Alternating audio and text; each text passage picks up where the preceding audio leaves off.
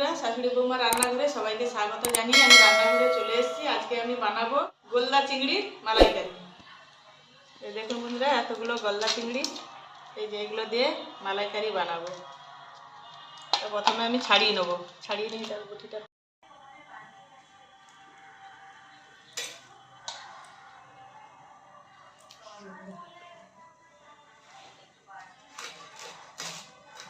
হাজার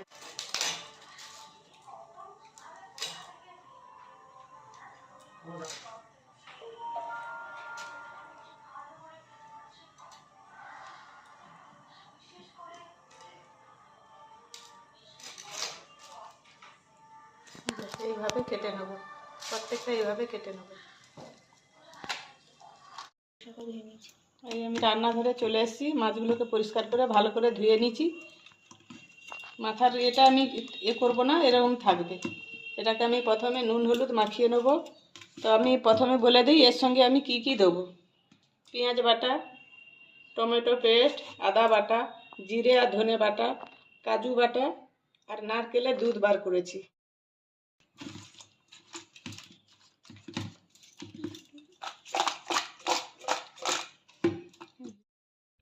কড়াইতে আমি সাদা তেল দেবো, দিয়ে দেবো।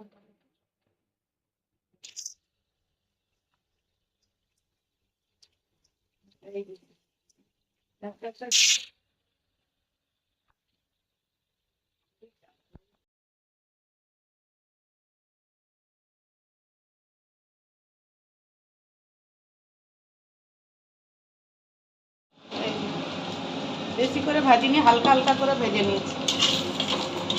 তেল দিয়ে দেবো,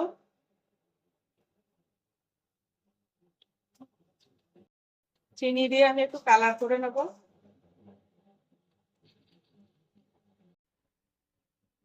চিনির কালার উঠে গেছে, এবার পেঁয়াজ দিয়ে দেবো। পেঁয়াজটাকে লাল লাল করে ভেজে নেবো। দেবো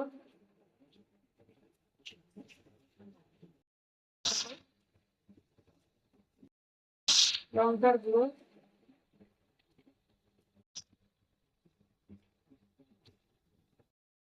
পরিমাণ মতো দিয়ে দেবো। জিরে আর ধনে বাটা দিয়ে দেবো।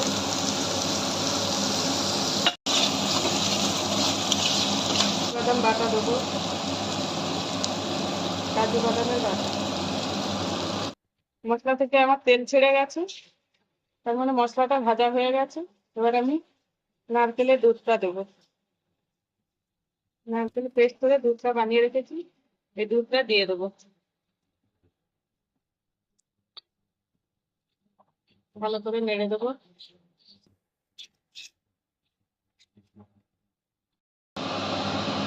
জল দেবো, একটা একটা করে আমি কড়াইতে দিয়ে দেবো।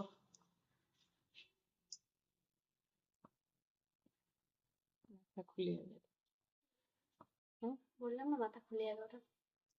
খুলেই গেছে, ও চাপ। একবারে নরমটার জন্য এরকম হয়েছে, বুঝেছি।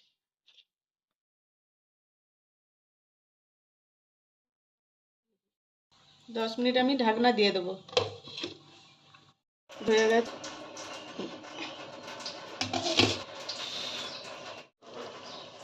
গরম মশলা দিয়ে দেবো।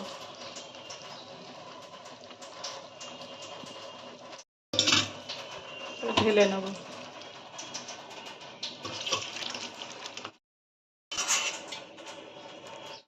গলদা চিংড়ি মালাইকারি আমার রেডি হয়ে গেছে বন্ধুরা। ভালো লাগলে সাবস্ক্রাইব করে কমেন্ট করে পাশে থাকবেন।